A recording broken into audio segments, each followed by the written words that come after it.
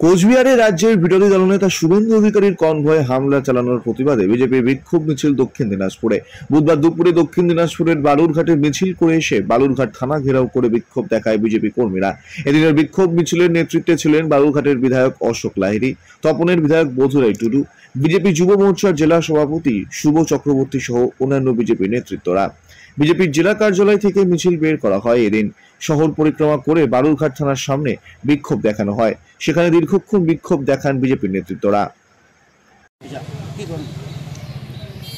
এটা দেখুন, ফ্যাসিবাদের যে প্রচলন হয়েছিল বিপ্লবের, ওটা একটা নির্বাচিত সরকার, কিন্তু ওদের যে পথ অবলম্বন করেছিলেন এই তৃণমূলের পদ্ধতি দেখে মনে হচ্ছে ওই পথেই ওরা চলছে।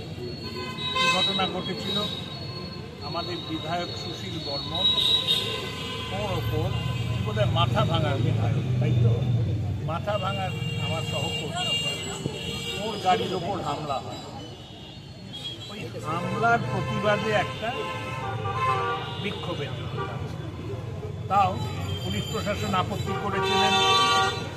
মহামান্য হাইকোর্টের অনুমতি নিয়ে 5 জন যাচ্ছিলেন, তার মধ্যে আমাদের বিরোধী দলনেতা শুভেন্দু অধিকারী ছিলেন, আরও 4 জন ছিলেন, তার মধ্যে বিধায়ক। কী হলো, পুলিশ প্রশাসন এত দক্ষ, আমি পুলিশের দোষ দিচ্ছি, পুলিশ তো তাই করবে যেটা সরকার করবে। নবান্ন অভিযানে ওরা আমাদের মাজা ভেঙে দেয়, পা ভেঙে দেয়। আর সেখানে আমাদের এই যে বিরোধী দলনেতা যাচ্ছিলেন আর 4 জন নেতা যাচ্ছিলেন, কোর্টের অনুমতি এসপি সাহেবের সঙ্গে দেখা করছে। এখন এমন হয়েছে যে প্রথম অত্যাচার হবে, তারপর পুলিশের কাছেও যাওয়া যাবে। পুলিশের কাছে যেতে গেলে ওরা আক্রমণ করে। তো আমার অনুরোধ, এই পথ থেকে নিবৃত্ত হন। এটা ফ্যাসিবাদের পথ। এই পথটা হচ্ছে যে কোনো বিরোধী সহ্য করবেন না, বিরোধী কিছু বললে পা ভেঙে দেবে। আপনারা জানেন আমি বালুরঘাটে কোনো নিরাপত্তা না নিয়ে, এটা অত্যন্ত সভ্য জায়গা, আমি ঘুরে বেড়াই, কোনো অসুবিধা হয় না।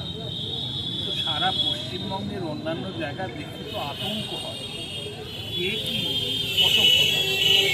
একদিকে বাংলার সংস্কৃতি নিয়ে বলেন, অন্যদিকে বিরোধী পক্ষের ওপর এরকম নির্মম অত্যাচার, গাড়ি ঘোড়া ভেঙে দেওয়া, এটা অত্যন্ত দুঃখ। আমাদের পার্টির যত নেতা এবং কর্মী এরা খুব বিক্ষুব্ধ, কারণ আপনারা জানেন আমরা বালুরঘাটে, আমাদের চেনেন আপনারা সবাই, আমরা অত্যন্ত সভ্যভাবে সংস্কৃতি নিয়ে আমরা আন্দোলন বলছি যে বিরোধী দলনেতার উপরে হামলার প্রতিবাদে আজকে বিক্ষোভ করতে, আজকে সেইটার জন্যই এসেছি।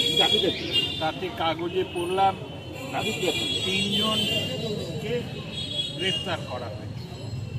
কিন্তু এখন ধর্মের কাঁটা তো অনেক ধীরে ধীরে নড়ে।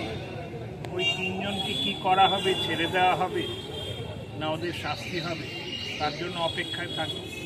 আর ওখানে তো 3 জন নয়, ওখানে তো অনেক অজস্র তৃণমূলের হারমাত বাহিনী বলুন, তৃণমূলের সমর্থকই বলুন।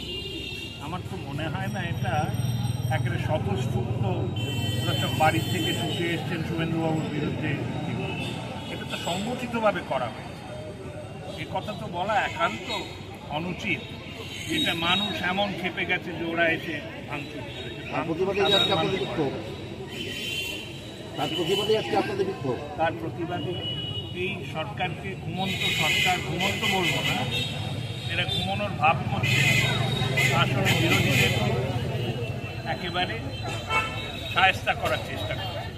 কিন্তু বাংলার মানুষ তো শায়েস্তা হওয়ার নয়, যত ঘাত আসবে তত প্রতিঘাত পাবে। যে অত্যন্ত আতঙ্কের সময়, এই সময় আমাদের সংঘবদ্ধভাবে থাকতে হবে, মানুষকে জানাতে হবে যে পশ্চিমবঙ্গের একটা সংস্কৃতি আছে, এই সংস্কৃতি মারপিটের সংস্কৃতি নয়। আমি তো মুখ্যমন্ত্রীকে বলি, ভোট দিতে দিন, যার যাকে ইচ্ছে ভোট দিন, সুন্দরভাবে ভোট করুন, তারপর যদি যেতেন দেখা যাবে। আপনি যেতেন না, আমরা যেতেন, মানুষ তাকে সমর্থন করি। বালুরঘাট থেকে মাটি সিংহের রিপোর্ট, কুলিক নিউজ।